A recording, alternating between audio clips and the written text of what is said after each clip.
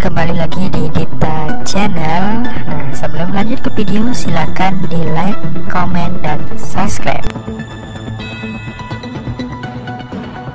5, 4,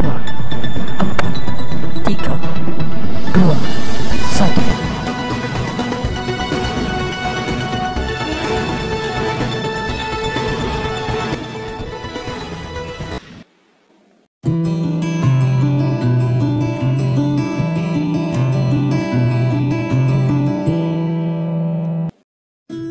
Pada pertemuan kali ini, kita akan membahas tentang wilayah. Tentunya kita sering mendengar istilah wilayah. Ada wilayah hutan, ada wilayah pantai, ada wilayah pertanian.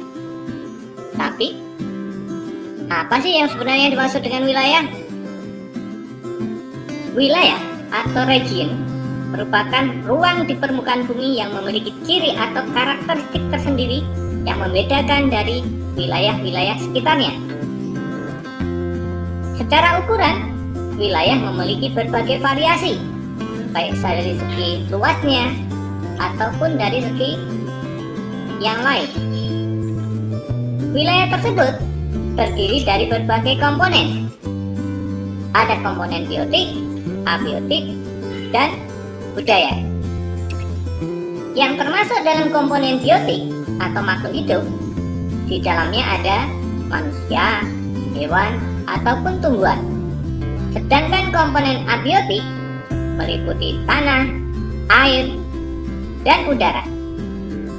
Dan komponen budaya di dalamnya ada kebudayaan dan teknologi. Adapun karakteristik khas pada suatu wilayah lebih dipengaruhi dari aspek fisik permukaan bumi dan budayanya. Contohnya, wilayah pedesaan dan wilayah perkotaan. Dua wilayah ini bisa dibedakan berdasarkan mata pencahariannya, budayanya, interaksi antar masyarakatnya, ataupun dalam hal penggunaan lahan di wilayah tersebut.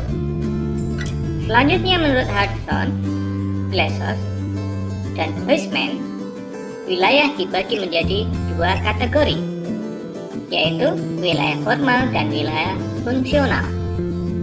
Yang dimaksud dengan wilayah formal adalah suatu wilayah di muka bumi yang dicirikan berdasarkan keseragaman atau homogenitas tertentu, atau sering disebut sebagai uniform region atau wilayah yang seragam.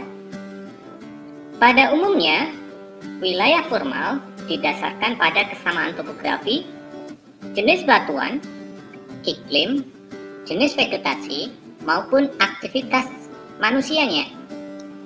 Contohnya, wilayah pegunungan.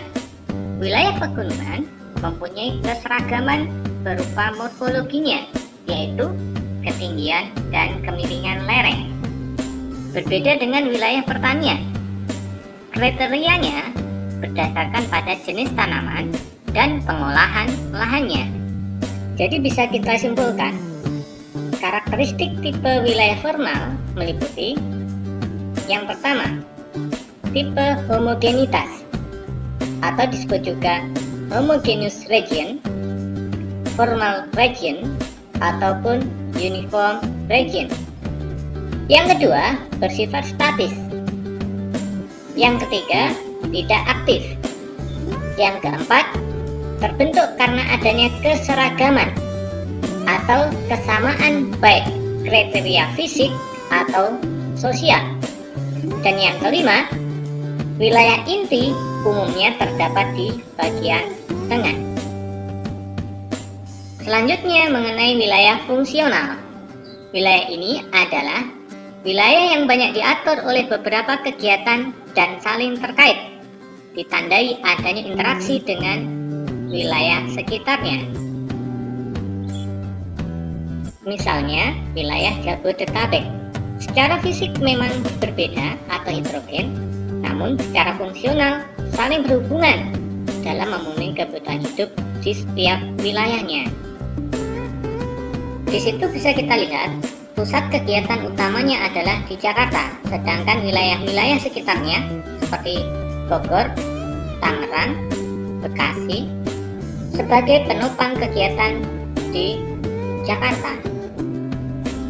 Sedangkan karakteristik tipe wilayah fungsional yaitu 1. Tipe heterogenitas atau disebut juga functional region, organic region, ataupun nodus region. Yang kedua, bersifat dinamis. Yang ketiga, aktif. Yang keempat, terbentuk karena adanya kesamaan kenampakan. Dan yang kelima, merupakan sebuah wilayah yang difungsikan.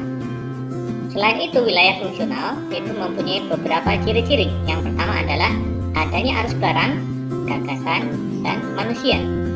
Sedangkan yang kedua, punya pusat kegiatan yang berhubungan dengan wilayah sekitar. Yang ketiga, pusat menjadi pusat pertemuan antar barang, gagasan, dan manusia secara terorganisasi. Sedangkan yang keempat, ada jaringan jalan tempat berlangsungnya tukar-menukar. Terima kasih kalian sudah menonton video ini dan jangan lupa like, komen, dan subscribe.